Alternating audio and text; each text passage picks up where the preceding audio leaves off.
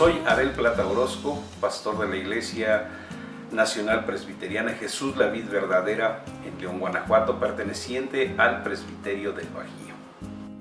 En este video les estamos invitando a considerar a los primeros pastores mexicanos, su trabajo, también algunos misioneros, la continuación de algunos misioneros americanos y el Seminario Teológico Presbiteriano, y estaremos viendo desde 1872 en algunos casos hasta 1901, así que veremos también parte de la institucionalización, las primeras iglesias, los mártires destacados.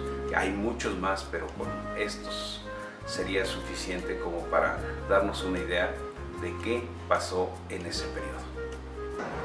El Seminario Teológico, aunque vamos a ver un poquito también más adelante más detalles, pero vamos a estar aquí revueltos en personajes del seminario. En 1873, Hutchinson abrió su primera escuela teológica. Luego, los primeros egresados fueron 11 en 1878. Jóvenes que con mucho entusiasmo fueron a predicar y predicaron por muchos lados. Más adelante vamos a ver por dónde anduvieron predicando y qué hacían, específicamente 3 tareas importantes que hacían. Se abrieron centros de formación teológica en Monterrey y Saltillo a cargo del reverendo Thompson. Otros en Matamoros, Tamaulipas y Linares, Nuevo León, a cargo de Grady, o sea, uno del norte y el otro del sur. De 1882 a 84 se estableció en Tlalpan, trasladándose luego a San Luis a cargo de Hubert Brown. Y finalmente en el 87 regresa a Tlalpan y fusiona con las otras escuelas. Aquí están los primeros ministros que salieron del seminario. Arcadio Morales, ya ahora es pastor. Procopio Camilo Díaz, Hipólito Quesada, Ezequiel Forcada, son nombres muy conocidos en la iglesia y que algunos todavía hay gente que tiene esos apellidos.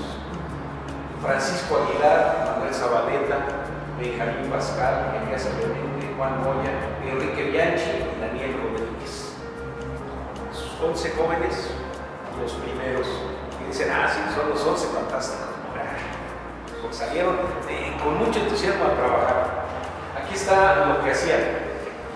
Primero atendían las congregaciones y no eran cercanas, o sea, había un trabajo lejano alrededor del Distrito Federal en las congregaciones, pero también lejano. Luego visitaron casas de familiares y amigos donde realizaban algún estudio bíblico o un culto público ahí en la casa, un culto evangélico, dejando separada la semana. O sea, el método es el mismo. Algunos dicen, pues que algo nuevo, estudia la Biblia. Si no, y hay gente que no conoce la Biblia. A mí primero me sorprende y luego también me preocupa de que en la iglesia hay gente que tiene 30 años y no ha leído por lo menos una sola vez en su vida toda la Biblia. Eso es algo preocupante. Hubo un tiempo que viajaba a muchas iglesias y entonces una pregunta obligada cuando me tocaba predicar: ¿cuántos de aquí tienen más de 5 años en la iglesia? Levantaban la mano. Ok, de todos ustedes, ¿cuántos han leído por lo menos la Biblia por lo menos una vez en su vida? Y varones, el 5%.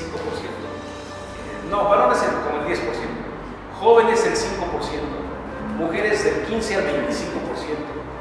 Maestros, del 25 al 40%. Y pastores, hasta el 60%. O sea, hay pastores que no han leído la Biblia por lo menos una vez en su vida. Ya, si leyeron Sofonías, qué bueno. Está en la Biblia, Sofonías.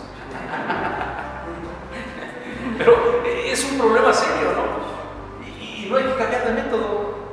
Hay que enseñar Biblia, nada más. Así que bueno, esto es lo que hacían los estudiantes. Lograron abrir y consolidar campos misioneros en poblaciones cercanas a la DF. Es un trabajo interesante, que es el mismo trabajo que debemos hacer aquí. O sea, no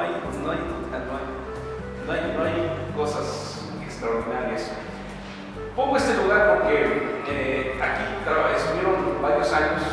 viviendo, y con el reverendo Green él contrató esta casa, le llaman la Casa Chata, porque por esta forma en la esquina, la Casa Chata, y era muy famosa, porque fue de la Inquisición, fue aduana para cobrar el quinto real, fue, bueno, hasta seminario presbiteriano, hasta seminario protestante, dice la historia.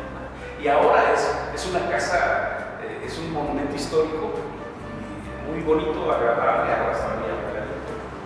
Pueden ir ahí a ver, es como una biblioteca, ¿no? Muy interesante la casa. Además, ¿se acuerdan? ¿Han oído de Vicente Mendoza? ¿Sí? Bueno, Vicente Mendoza fue un himnólogo y tenemos muchos himnos en nuestro himnario de Vicente Mendoza. Vicente Mendoza, podemos decir, es el más grande himnólogo mexicano, pero era metodista. Pero estudió con los presbiterianos aquí en la Casa Chata. Cuando salió de la Casa Chata, hizo toda una historia de su, bueno, más bien una poesía de su estancia ahí. Ay, la casa, cómo la voy a extrañar, y extraño los pajaritos y el así, porque era muy poético, ¿no? Entonces, bueno, aquí en este lugar llegaron a tener 35 alumnos en la Casa Chata cuando estuvieron en Tlalpan. Después se cambiaron a Coyoacán, y en Coyoacán empezaron a trabajar. Primero llegaron a Coyoacán, no había prácticamente nada, no había creyentes, pero llegaron los estudiantes del seminario, empezaron a abrir campo en Coyoacán, y después lograron comprar un pedazo de terreno, y posteriormente se trasladaron para allá. Y aquí en Coyoacán lo que hicieron el seminario, esta es una foto de 1897, dice, los primeros dormitorios, 1897 a 1903. En este lugar es la Colonia del Carmen, Coyoacán, es prácticamente donde empieza la Colonia del Carmen, o sea, a 2 cuadras del centro. Y la Colonia del Carmen, Coyoacán, fue una colonia que se diseñó por americanos en el tiempo de Porfirio Díaz, y se llama Colonia del Carmen por doña Carmen Díaz Rubio de Díaz, no, doña Carmen Rubio, pero Rubio tiene otro apellido. Bueno, es de Rubio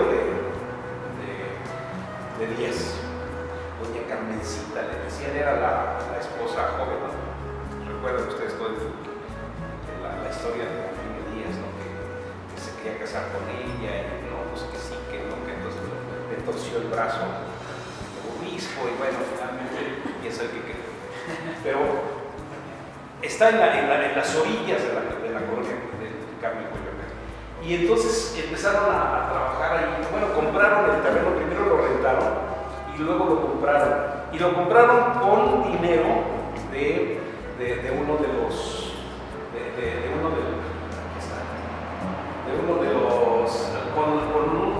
con el dinero que consiguió la esposa de Hubert Brown. Se compra en 1903 con recursos del padre de Vilma Jacobs Brown, esposa de Hubert Brown. Esto es muy interesante porque ella pues ve toda la necesidad y dice, híjole, ¿cómo conseguir $3,000? Y sabía quién tenía $3,000, su papá jubilado. Entonces le manda una cartita y oye, lo convence, y aquel saca sus recursos y se los manda, y con eso compran el terreno. Pero compran un terreno gigantesco, o sea, lo que hoy es todo el Instituto Juárez, es una cuadra grandísima, y todo lo que es el mercado y una escuela que está al lado.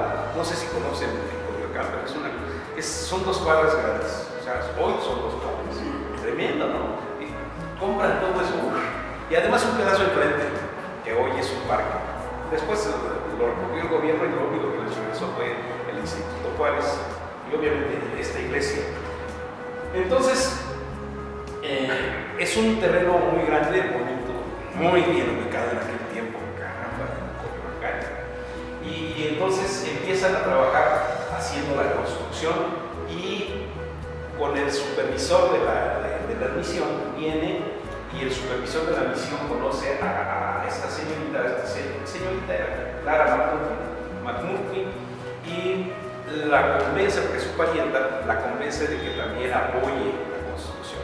Esta mujer había apoyado la construcción en Alaska, la construcción del templo en Alaska, y les manda también dinero para acá. Y hacen una construcción muy bonita, es una construcción preciosa, que ahora es un monumento nacional. Y si pasas a Coyoacán y te dan un tour, te hablan de esta iglesia, ¿no?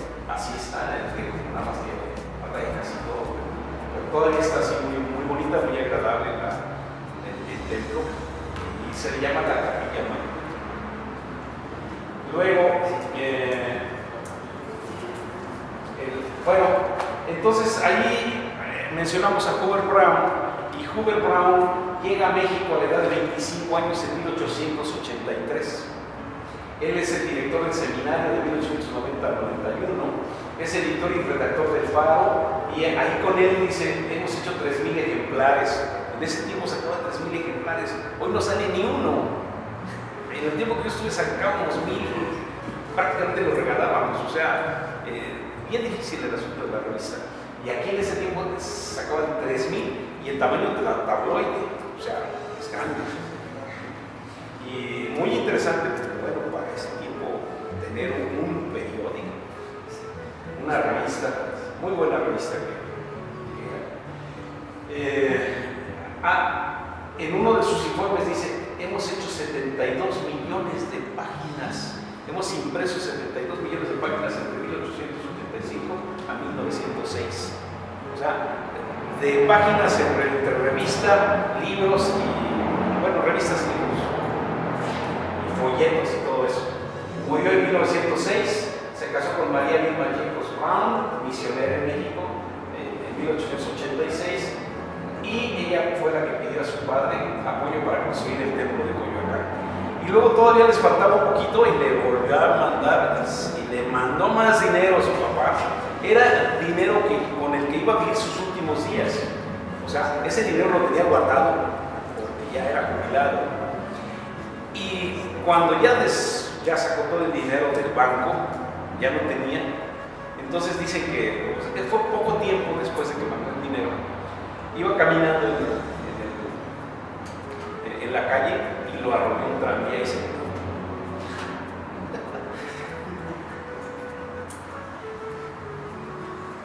Algo así muy interesante, pero muy interesante porque él cumplió el propósito. O sea, Dios cumplió su propósito en la vida de este hombre. Una cosa impresionante. Y bueno, esa es la parte bonita de la historia en donde vemos cómo Dios está actuando entre nosotros, ¿no? Porque la historia es bien aburrida. Si no vemos las fechas, ¿qué aburrición de la historia? Pero bueno, llega como 2 meses después. Por eso llega en 1872. Y él abre una escuela bíblica en el centro de la Ciudad de México. Mencionan hasta dónde, en qué calle, los libros. Él es sinólogo y él hizo un inventario de las iglesias evangélicas. Él abre 5 escuelas libres, 2 nocturnas, 2 hospicios y varias capillas. En 1876 es un reporte que tiene de su tarea en 1876. Él estuvo en Acapulco en 1875 con Procopio Celías. ¿Por qué decimos esto? Porque en Acapulco, después de la inauguración del templo en Acapulco, invitaron a Procopio Celías y también fue Hutchinson. Y 2 días después de la inauguración, hubo una agresión muy fea a la iglesia. Y curiosamente Hutchinson no fue ese día al culto. No fue, y luego tuvo que salir en barco hacia el norte. O sea, no pudo venir no pudo regresarse hacia la Ciudad de México. O sea, por la agresión. Por eso la iglesia ahora se llama Mártires del 75, ahí en Acapulco. Está en el mero centro, en la parte vieja de Acapulco. Una iglesia también interesante, ¿no? Por eso mencionamos este evento. Pastoreó la iglesia de Toluca, ¿se acuerdan que recibió de Santiago Pasco? Ahora, vean ustedes cómo empezamos a ver este detalle. Acapulco, Toluca, bueno, nada que ver, ¿no? Pero se movían mucho. Y digo, ahí en Acapulco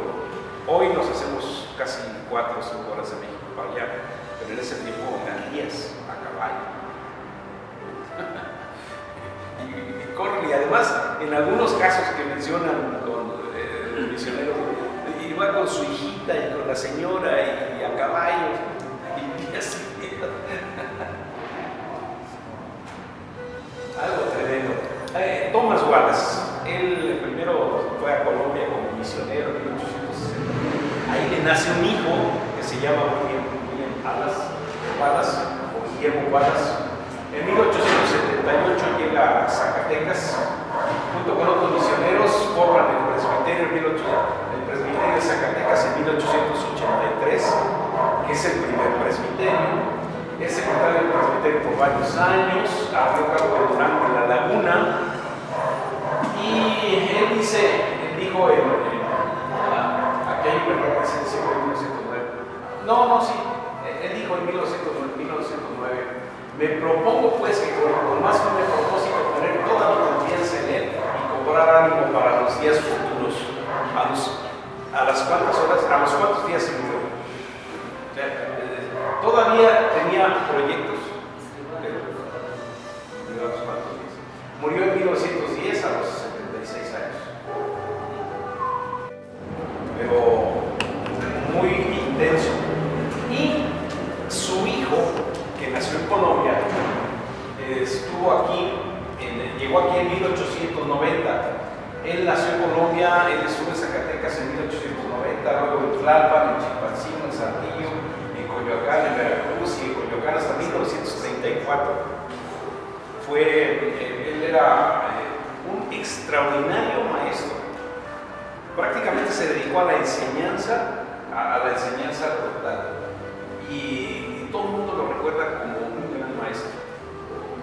Se abrió un instituto en Chilpancingo que se llamó el Instituto Wallace, pero en honor precisamente a don Guillermo Wallace, que es el hijo de Thomas Wallace. Este es el hijo. Él realmente vino a apoyar a su padre en un momento para dar clases, pero se quedó todo el tiempo. Él, de este tipo de misioneros, es el que duró más. Estuvo en México 44 años, director del seminario teológico mucho tiempo, y de veras que mucha gente lo reconoce como un extraordinario maestro. Se acuerda con mucho cariño.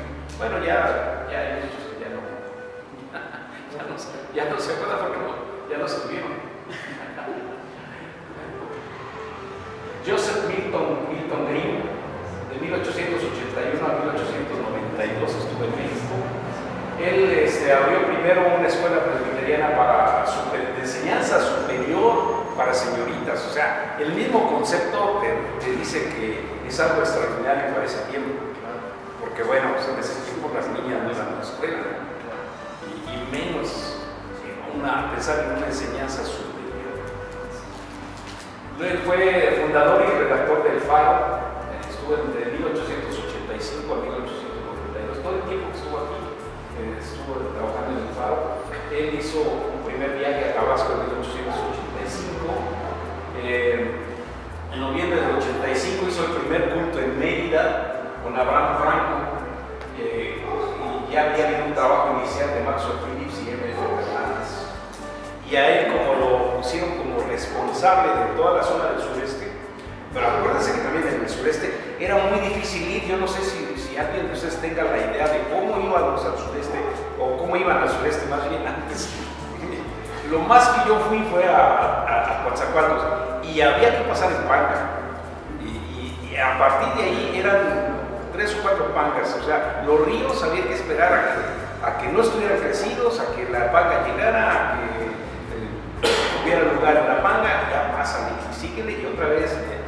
O sea, eran muchas estaciones de aquí a Mérida. O sea, es muy interesante el tipo de viajes. Y entonces él, como era responsable de toda la zona del sureste, le envió muchos misioneros hacia el sureste. ¿Qué decías? ¿Que era una panga? Sí. Era un ferry, pero si no tenía motor, lo jalabas estaba con un cable de lado a lado, un lazo, y ahí vas jalando. Si no tenía motor, pues tenía motor, bueno, pero un ferry para atravesar ríos. Se le llama panga, ¿no? Y en algunos casos, bueno, también hacía a remo y el otro jalando. Era una plataforma, sí. Así es, simplemente eso. Y dijo, si no han ido, de verdad es emoción. A mí lo único que me tocó fue pasar el lanzacuartos así. Más para allá no, ni pensar. Ahora sí podemos ir en avión. Luego, ya vimos algunos misioneros, o sea, son tantos que sería muy difícil ver a todos. Pero ahora vamos a ver algunos ministros mexicanos destacados, también el mismo problema, porque son destacados, pero ¿quién definió que aparecieran aquí? Yo. O sea, están ahí en la historia y dije, bueno, pues ¿cuántos pongo? Pongo 1, 2 o 3, bueno, los que yo quiera, ¿no? Entonces, y puse a unos cuantos. Y es para acá, ¿verdad? Y aquí empezamos con Leandro Garza Mora, 1854 a 1998. Él es hijo de doña Josefa Mora, viuda de Garza, que fue la primera convertida con una Biblia que recibió, y aquí es donde, la única parte donde aparece el libro del centenario, que recibió del señor Morris. O sea, dan el nombre del soldado que dice que le regaló una Biblia a la señora. ¿Se acuerdan? En la historia dice que cuando pasaron por ahí, venían en la invasión y entonces le entregaron una Biblia. Y entonces ella fue con el cura y le dijo, oiga, fíjese que me dieron una Biblia que la puedo leer. Ay, ¿cómo que te dieron una Biblia? Se la quitaron y la quemaron. Y entonces al regreso, ¿qué pasó con la Biblia? No, ya me la quemaron. Ah, bueno, ten otra, pero no les digas, léela. Y entonces la leyó, se convirtió, y esto fue en Matamoros, entonces se fue a reunir en una iglesia en Bronzeville. Y después ya cuando llega Gravy y se abre una iglesia en Matamoros, ella se regresa a Matamoros, a la iglesia presbiteriana. Y entonces su hijo, que era de oficio cantinero, fue el maestro de español de Gravy, llegó a ser su gran amigo. Y fue su primer estudiante y además el primer ministro presbiteriano ordenado en México y el primer presidente del presbiterio de Tamaulipas. Pero acuérdense que también estamos viendo esta historia que viene de la parte de Tamaulipas, pero con los presbiterianos del sur, porque la otra, estábamos acá en Coyoacán, o en Tlalpan, con los del norte. Entonces, ¿cuál fue el primero? Había que casar fechas, porque son dos historias, los del sur y los del norte. Luego, Procopio Camilo Díaz, los Garza todavía han estado en el medio. Un Garza, un hijo de Juan Leandro, que tuvo muchos hijos, no sé, creo que tuvo 24. Entonces, uno de sus hijos fue embajador de México en Bélgica. Y era un connotado el hombre Y otro recién, yo creo que murió, no sé hace cuántos años, no más de 5 o 6 años, murió que se llamaba Juan Leandro Garza, en Estados Unidos, en Los Ángeles, creo, porque allá vivía una de sus hijas y se fue allá, pero él también siempre fue escritor para el Faro, fue una persona que estuvo muy entusiasmada con la obra en México. Escribía, trataba de predicar el Evangelio, durante toda su vida trató de predicar el Evangelio. Recién acaba de morir, o sea, digo recién, ya cuando estamos hablando de 100 años, bueno, 5 son nada. Procopio Camilo Díaz es todo un personaje también, porque pareciera ser que lo están persiguiendo por todos lados. Lo persiguen por un lado, se va por otro, y allá también lo andan persiguiendo y se anda salvando de todo. Nació en Tixtla Guerrero, algunos dicen que nació en Tuxtla Guerrero, es Tixtla el nombre. 1873 radicó en Acapulco, su oficio era impresor, ahí es donde empezó a leer una Biblia que tenían ahí en la imprenta. Después se juntó ahí con algunos otros, con Simón Díaz, con un americano que vivía en Acapulco, que empezó a predicar el evangelio ahí, y entonces con ellos empezó la iglesia en Acapulco. En 1875, él estuvo cuando atacaron la iglesia local ahí, la que ahora se llama Mártires del 75. Fue en enero del 75, hay unos datos interesantes. Los hermanos estaban cantando a nuestro Padre Dios. O sea, eso es lo bonito de la historia, que te dicen que estaban cantando a nuestro Padre Dios. Y entonces entra la turba con machetes, cierran las puertas y empiezan a matar a todos a machetazos. O sea, es algo impresionante, ¿no? Mujeres, niños, lo que fuera. Empezaron a machetear a todos. Y solamente murieron 7 y 19 quedaron heridos. Y don Procopio le cortaron un brazo. Y estaba tirado en el suelo, lo estaban macheteando. Tenía un machetazo en la cabeza y le cortaron el brazo. Y entonces su esposa llega y le mete una silla. Y entonces ya por eso ya no lo mataron. Si no, lo hubieran matado ahí.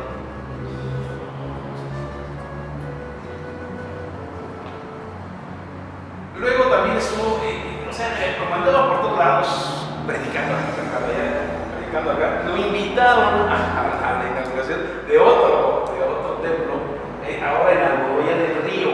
Almoloya del Río es un pueblito donde surge el río Lerma. Está conectado con nosotros porque es el río Lerma o Santiago, que es el río más largo de México. Nace aquí en Almoloya del Río y termina aquí en la laguna de Chapala. Entonces ahí en Almoloya del Río llega la inauguración de un templo, pero el pueblo, normalmente todo esto fue provocado por los curas locales. Y en muchos casos ponen el nombre del cura en la historia. En los libros están los nombres de los curas. Bien, aquí le dejamos. En la siguiente sesión continuaremos con esta parte de los mártires, pero también con el inicio de lo que se conoce como el periodo del sínodo. Les invitamos a continuar viendo estas sesiones sobre la breve historia de la Iglesia Nacional Presbiteriana en México.